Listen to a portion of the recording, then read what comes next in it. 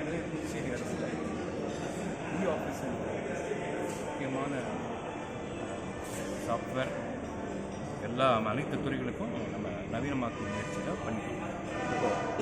இதனுடைய தொடர்ச்சியாக வேறு சில முக்கியமான நம்ம சாஃப்ட்வேர்லாம் வந்து அரசு துறைகளில் பண்ணுறபோது என்ன ஆகிடும்னா அவங்களுடைய ஒர்க்கு, அதாவது அவங்க அன்றாடம் செய்யக்கூடிய அலுவல் எல்லாத்தையுமே மேலும் நவீனமாக்கி அதை மேலும் இன்னும் சிம்பிளிஃபை பண்ணுறதுக்கான முயற்சி தான் இந்த டூல்ஸ். இதில் வந்து இன்றைக்கி வந்து நம்ம என்ன பண்ணுறோம்னா டால் அப்படின்னு சொல்லிட்டு ஒரு முக்கியமான போர்ட்டலில் நம்ம புதுச்சேரி அரசினுடைய ஒவ்வொரு ஆன்லைன் சர்வீஸையும் லிங்க் பண்ணிட்டா இன்றைக்கி அன்றாடம் நடக்கக்கூடிய டிரான்சாக்ஷனை லைவாக பார்க்கலாம். கிட்டத்தட்ட இப்போ ஏற்கனவே 10 துறைகள், முக்கியமான துறைகளான மின்சாரம், நிதி, லோக்கல் அட்மினிஸ்ட்ரேஷன், சிவில் சப்ளைஸ், இந்த மாதிரி முக்கியமான துறைகளில் ஏற்படக்கூடிய அன்றாடம் நடக்கக்கூடிய டிரான்சாக்ஷனை இனிமே பப்ளிக் லைவாக பார்க்கலாம். இது ஒன்று. ரெண்டாவது, கூகுள் டிரைவ் மாதிரி அரசுக்குன்னே ஒரு கவு டிரைவ் அப்படின்னு ஒன்று ஏற்படுத்திச்சு. இது வந்து ஒவ்வொரு அரசாங்க ஊழியருக்கும் நம்ம கொடுக்கலாம். இது கொடுக்கறதுனால என்னன்னா அவங்க அரசு துறையில் அவங்க முக்கியமான கோப்புகள்லாம் அந்த டிரைவில் போட்டு வச்சுக்கலாம். அதை எப்படி பண்ணலாம் அப்படின்றது சொல்கிறாங்க. இன்னொன்று, 50 துறைக்கும் நம்ம இணையதளம் வச்சுருக்கோம். அந்த இணையதளம் பார்த்திங்கன்னா ஒவ்வொன்றும் ஒவ்வொரு மாதிரியாக இருக்குது. அப்போது இதுக்கு வந்து ஒரு ஸ்டாண்டர்டைசேஷன் தேவை. அதுக்காக தனியாக இன்றைக்கி ஒரு செஷன் ஒன்று கண்டக்ட் பண்ணுறோம். DBIM, harmonisation of websites. இது முறை எப்படின்னா ஒரு ஃபாண்ட்டு கலரில் ஆரம்பித்து யூசர் இன்டர்ஃபேஸ்ன்னு சொல்லக்கூடிய மக்கள் ஈஸியாக ஒரு டாபிக் எடுத்து சர்ச் பண்ணி எடுக்கிற அளவுக்கு அதை ஸ்டாண்டர்டைஸ் பண்ணுறதுக்கான ஒரு முயற்சி அதையும் அந்த செஷனில்.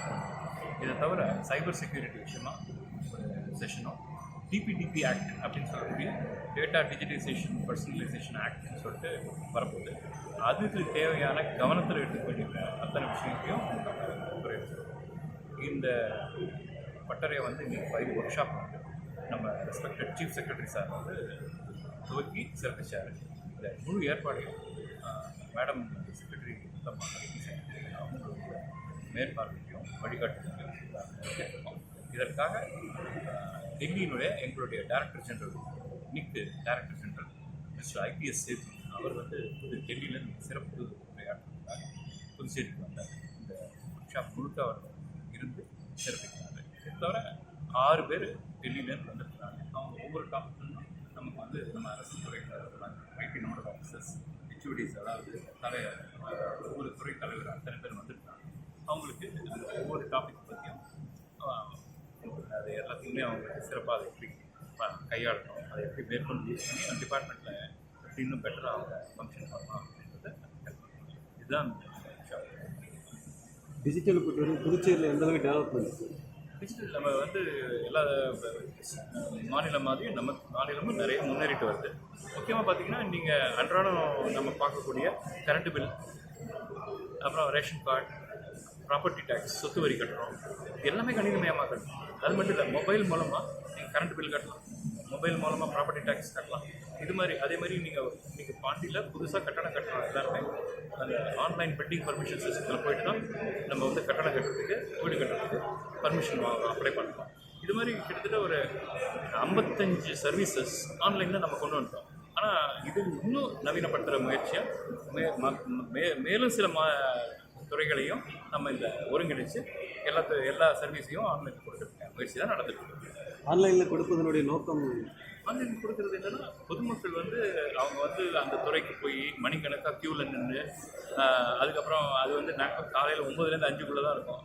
இந்த சிக்கல்லாம் இருக்குது. இது இல்லாமல் வீட்டில் இருந்தபடியே 24/7 எப்போ வேணாலும் போய் பண்ணிக்கலாம். அப்போனா எனக்கு இப்போ இன்றைக்கி சாயந்தரம் 8 மணிக்கு மேலே தான் எனக்கு டைம் கிடைக்குது அப்படின்னா நான் 8 மணிக்கு மேலே வீட்டில் உட்காந்துட்டு கரண்ட் பில் கட்டலாம்.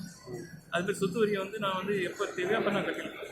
அதுமாதிரி ரேஷன் கார்டில் எனக்கு ஒரு புதுசாக ஒரு குழந்தை பேர் சேர்க்கணும், அது வீடு மாற்றுறேன் அப்படின்னா இதெல்லாம் வந்து நான் இதுக்காக நான் போய் டிபார்ட்மெண்ட்டில் போய் டிக்கெட் ஆன்லைனில் பண்ணிக்கலாம். இந்த மாதிரி ஆன்லைனில் பண்ணுறது மட்டும் இல்லாமல் ஆன்லைன்லேயே கட்டணமும் நம்ம செலுத்துகிற முயற்சி இருக்கும்போது ரொம்ப ஈஸியாக இது மாதிரி பொதுமக்களுக்கும் பயிற்சி கொடுக்குற மாதிரி ஏதாவது திட்டம் இருக்குங்களா?